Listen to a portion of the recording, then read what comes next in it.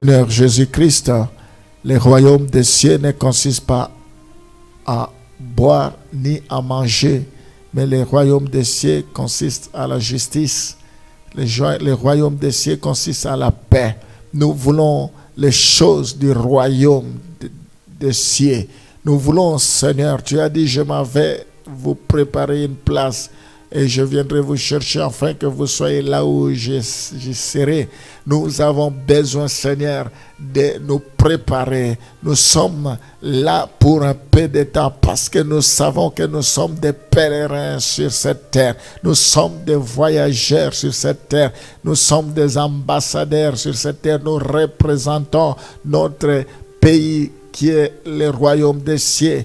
N'est-ce pas, ta parole déclare, nous n'avons point de cité permanente ici sur la terre.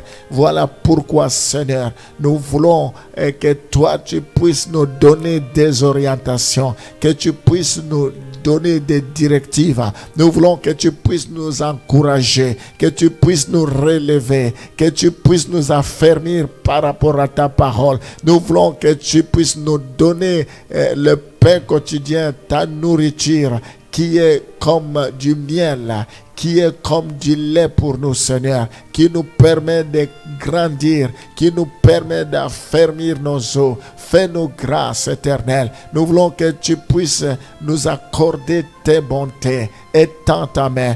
Bénis la journée d'aujourd'hui. Prépare nos cœurs. Seigneur, nous nous attendons à toi. Nous ne voulons pas faire des choses par habitude, mais nous voulons les faire par révélation. Nous voulons, Seigneur, nous abandonner entre tes mains. Viens à notre secours. Parle-nous, Seigneur. Je prie pour que tu commences par me parler et parler à tous ceux qui m'écoutent ce matin. Tu as un plan merveilleux pour chacun d'entre eux, Seigneur. Tous ceux qui prêteront oreille à ces paroles soient visités, soient touchés, quel que soit le lieu, quel que soit le moment qu'il suivra, quel que soit le temps qu'il consacrera à t'écouter. Visite-les, touche-les, Seigneur. Répands l'onction. Je crois que tu es un Dieu qui agit de loin tout comme de près. Ta parole est puissante. Ta parole, c'est comme un marteau qui brise les rocs. Ta parole, c'est comme une épée à double tranchant. Au Père, maintenant, dans le nom de Jésus, nous t'avons ainsi prié. Amen. Jacques chapitre 1, le verset 2 à 4. Mes frères, regardez comme un sujet de joie complète les diverses épreuves auxquelles vous pouvez être exposés.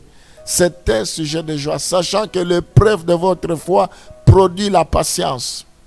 Mais il faut que la patience accomplisse parfaitement son œuvre, afin que vous soyez parfaits et accomplis sans faillir en rien.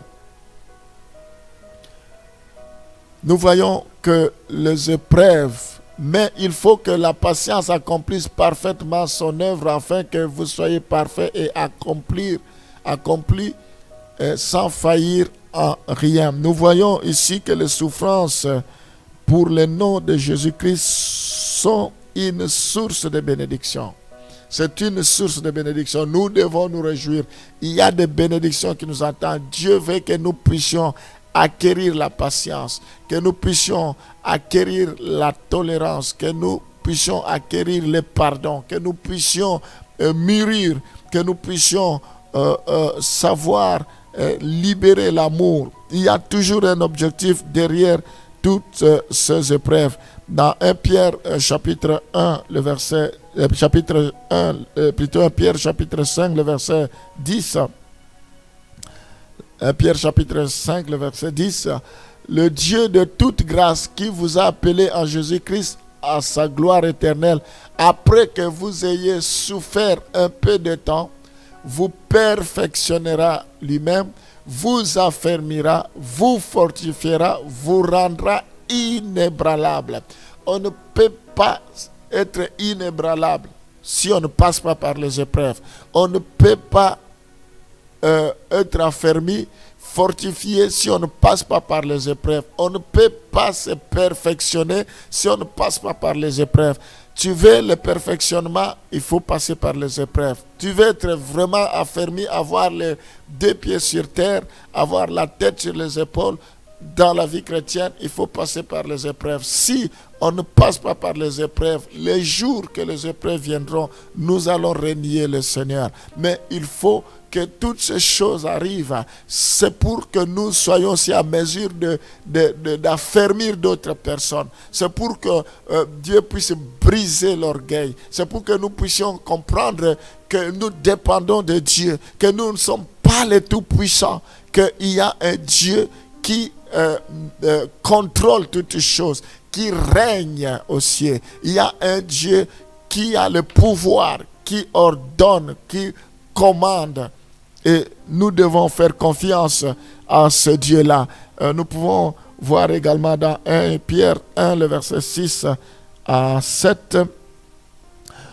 1 Pierre 1, le verset 6 à 7. C'est là ce qui fait votre joie. Quoique maintenant, puisqu'il le faut, vous soyez attristés pour un peu de temps par diverses épreuves,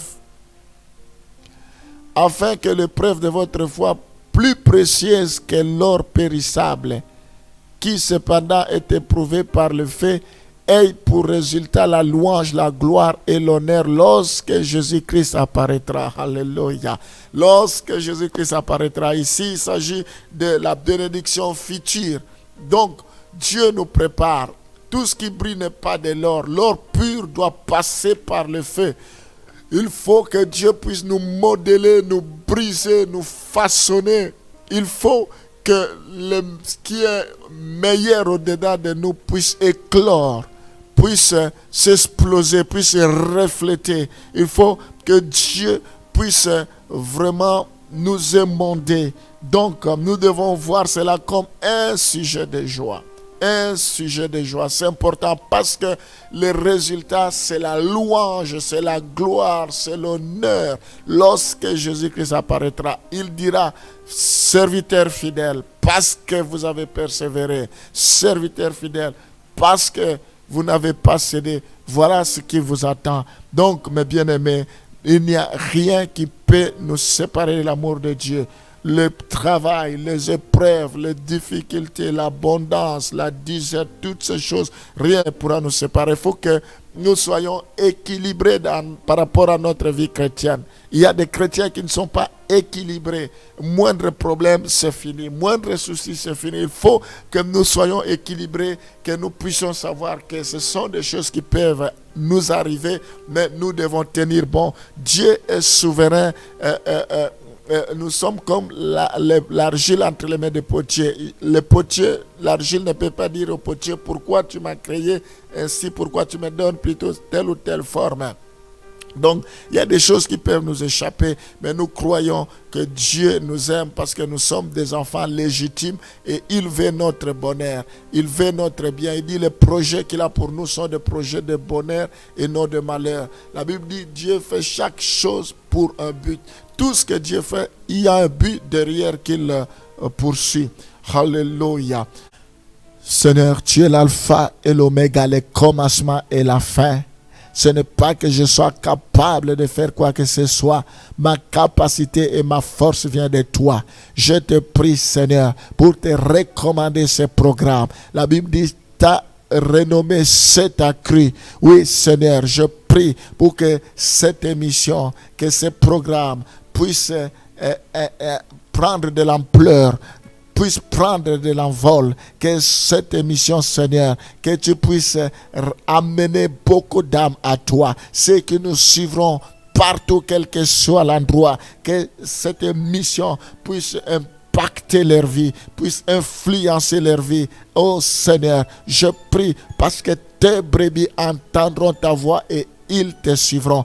Tu as dit cette bonne nouvelle sera prêchée partout, puis vient la fin de toutes choses. Seigneur, je prie parce que tu peux passer par des réseaux sociaux pour parler à ton peuple. Tu envoies la parole. Chez la parole guérie. Je prie parce que tu te sers toujours de quelqu'un pour atteindre tes enfants. Tu appelles quelqu'un d'une terre lointaine pour accomplir ta volonté. La Bible dit la bonne nouvelle qui vient d'une terre lointaine, c'est comme de l'eau fraîche pour celui qui est fatigué. Oui, Seigneur, je prie pour que les temps de rafraîchissement arrive dans leur vie. Je prie, Seigneur, pour que tu puisses visiter ton peuple. Je prie, Seigneur, pour que tu puisses bénir cette émission, que tu donnes la révélation. Oh Père, que cette émission soit fondée sur ta parole véritable, sur la sainte doctrine. Je prie, Seigneur, pour que je sois un instrument efficace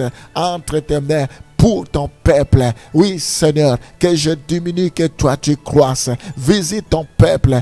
Bénis cette œuvre, Seigneur. Oh Père, je prie pour chacun de tes enfants. Je prie pour la nation française. Je bénis cette nation. Je bénis les autorités. Je bénis chacun de tes enfants. Donne encore l'occasion à ceux qui ne te connaissent pas de pouvoir te connaître, de pouvoir éternel te suivre. La Bible dit, la moisson est grande, il y a peu d'ouvriers. Priez le Père de la moisson d'envoyer des ouvriers. Je te prie de susciter des ouvriers. Je te prie de susciter des hommes, des femmes pour te servir éternel. Oh Seigneur, des servantes, des serviteurs, sois loué. Bénis tous ceux qui travaillent déjà, tous ceux qui sont ouvriers cohéritiers avec toi, tous ceux, Seigneur, qui sont en train d'œuvrer pour la propagation de l'évangile. Je le bénis. Je prie, Seigneur, pour que tu puisses répandre ta grâce. Nous sommes dans le temps de la fin. Tu reviens bientôt, Seigneur. La Bible dit rachetez le temps car les jours sont mauvais. La Bible dit que l'occasion soit favorable au pas. Prêche l'évangile. Je prie, Seigneur, pour que l'évangile se répande partout, Seigneur, que l'évangile puisse aller partout jusqu'aux extrémités de la terre. Je te bénis, Seigneur, pour ce que tu fais. Tu as dit partout fleura le plan de vos pieds, je vous donne ces lieux. Que la France te soit donnée. Je te consacre la France. Je bénis la France. Je bénis cette terre d'accueil éternel. Oh Seigneur, je prie pour que tu sois avec les autorités, que tu puisses les inspirer. Oh Seigneur, que tu leur donnes la sagesse de pouvoir conduire le peuple que tu leur as donné. Je le bénis maintenant. Ils ont besoin de ton soutien, besoin de ta protection. Je prie, Seigneur, pour que ta faveur soit sur chacun de tes enfants. Sois béni à jamais. Au nom de Jésus, nous t'avons ainsi prié. Amen.